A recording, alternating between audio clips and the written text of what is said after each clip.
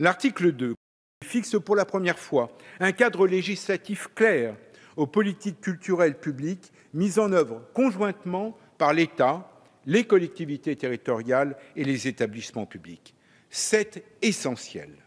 La Commission a souhaité compléter la définition de ces objectifs en précisant qu'ils doivent soutenir la création d'œuvres originales en langue française, favoriser l'égalité entre les femmes et les hommes, contribuer à la promotion des initiatives portées par le secteur associatif ainsi que par les lieux intermédiaires et indépendants, mais aussi participer à la valorisation des métiers d'art. Nous en venons à un amendement de Madame Dessus qui fait l'objet de sous-amendements. D'un sous-amendement du gouvernement. Madame Dessus. Merci Madame la Présidente. Cet amendement s'inscrit logiquement dans l'article 2 et comprend deux parties. D'une part, la préservation, le soutien et la valorisation des métiers d'art, et d'autre part, leur enseignement et la transmission des savoir-faire aux jeunes générations. Pour la première partie, ces métiers sont indispensables à la réalisation de bien des œuvres, à leur sauvegarde et couvrent de très nombreux domaines de la création. Ces métiers qui sont passionnants demandent à la fois l'intelligence de la main ainsi que celle de la pensée, ne sont pas délocalisables. Ce sont des métiers anciens qui ont un grand avenir parce qu'ils sont en permanence revus. Madame la ministre, le gouvernement a déposé un sous-amendement à l'amendement que Madame Dessus vient de nous présenter, le 469. Oui, Madame la Présidente, je propose effectivement de sous-amender cet amendement de Sophie Dessus, car je ne peux souscrire à la proposition d'inscrire le titre de maître d'art dans la loi, car en réalité, cette disposition relève du niveau réglementaire. Je serais favorable à l'amendement de Sophie Dessus sous réserve de l'adoption d'un sous-amendement qui vise à supprimer la seconde phrase.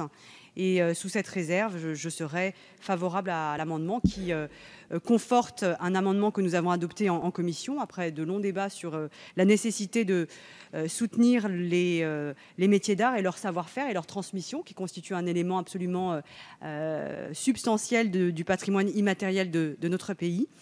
Je suis heureuse que notre débat en commission ait permis l'inscription de cet objectif à l'alinéa 17 de l'article 2 en commission.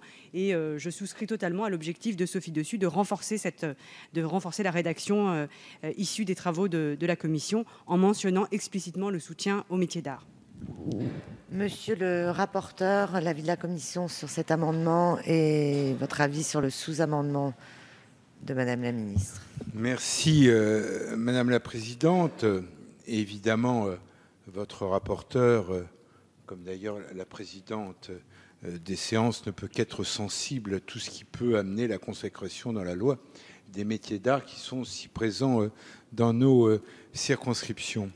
De fait, alors, avec l'amendement de Sophie Dessus, qui modifie un amendement qu'elle avait précédemment déposé, et que nous avions déposé en commission et qui est devenu donc l'alinéa 17 à l'article 2 du texte de la commission.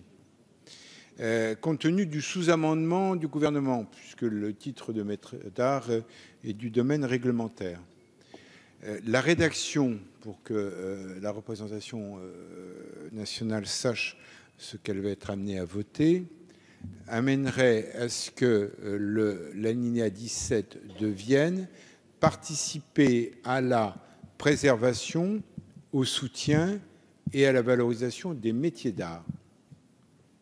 Je mets donc aux voix d'abord le sous-amendement 469 du gouvernement, qui a reçu un avis favorable du rapporteur. Qui est pour?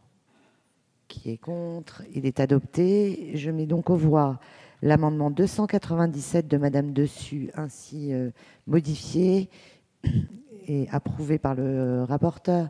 Qui est pour? Qui est contre? Il est adopté.